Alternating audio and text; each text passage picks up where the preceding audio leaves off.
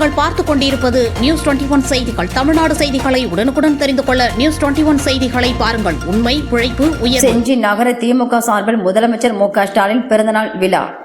விழுப்புரம் வடக்கு மாவட்ட செஞ்சி நகர திமுக சார்பில் தமிழ்நாடு முதலமைச்சர் மு.க. ஸ்டாலின் அவர்களின் 72வது பிறந்தநாள் விழா சிறப்பாக கொண்டாடப்பட்டது.